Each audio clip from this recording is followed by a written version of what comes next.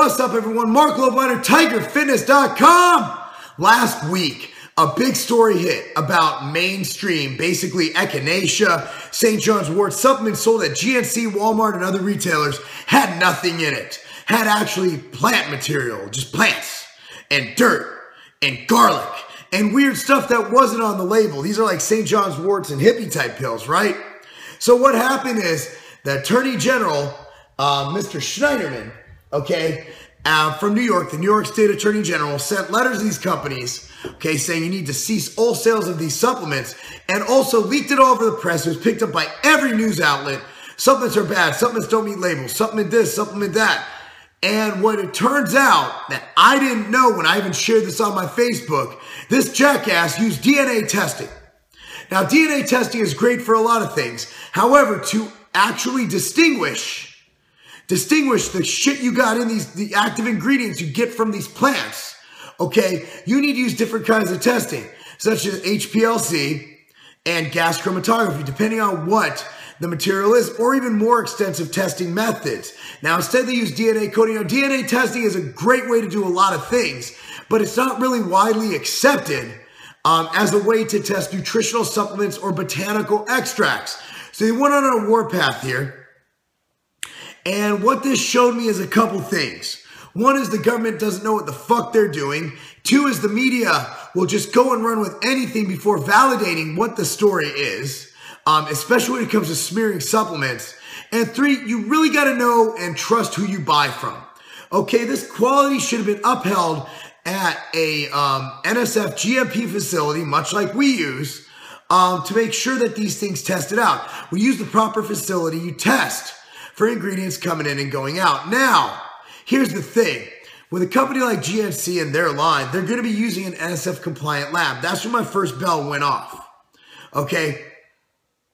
So basically the point of this video is there is good things in the industry. However, as an industry, we have done all we can to fuck it up. We have done all we can to ruin it by keeping hormones on the market after they were banned, by putting adulterants like meth in friggin' craze, by consumers being okay with that because it gave them a buzz.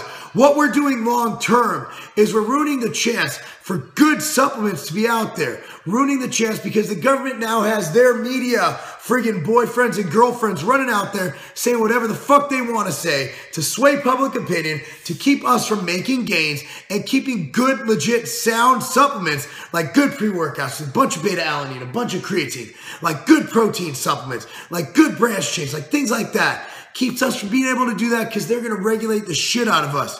And everybody says, oh, we need regulation. Really? Have you looked at the cost of prescription drugs? Are you willing to take that $30 fat burner you have and spend $500 for it? That's what that's going to do for you. That's why DSHEA is in place. The Herbal Supplement Dietary Supplement Freedom Act. We need that shit. We need it. How would you like your bottle of vitamin C, which is normally $5, to be on sale for $105? That's what will happen. That's why we need to keep these freedoms in check. That's why you need to support companies that have your best interest in mind, who do not skate the fine line of idiocy and profit. That is why I take this so seriously. This is our future, not only as an industry, but as Americans with the freedom to choose what we ingest and take into our own bodies. The government has no right to tell me what I can and cannot fucking do. And this is what's happening here. And through the use of the friggin' idiots in the media, these government officials are able to friggin' put out even false information. Guess what?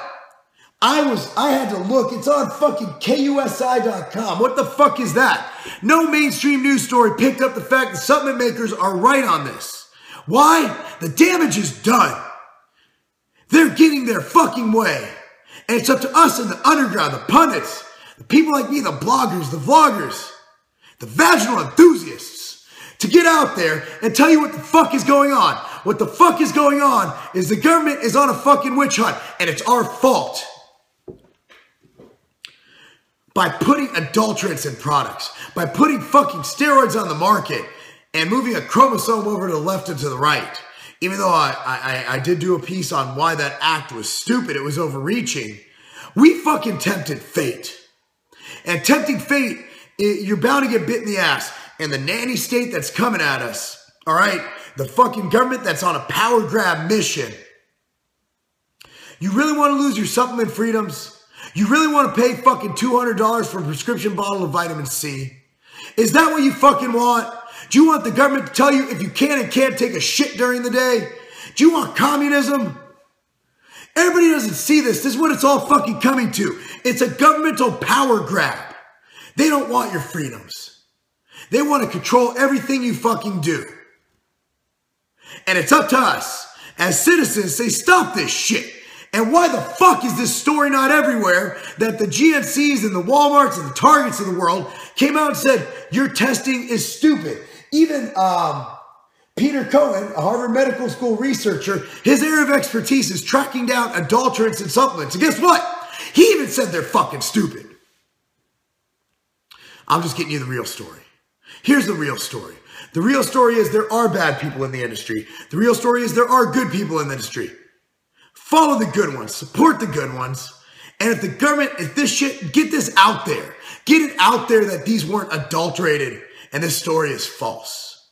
All right, guys. Thanks so much for watching. I'm Marc Lobliner, TigerFitness.com. Red Velvet's back. I'm going to say that because, well, for now, until the government takes it away and makes my whey protein a fucking $500 bottle of prescription whey, I got shit to sell. I'm Marc Lobliner, TigerFitness.com. Because not letting the nanny state take over, that's not a game.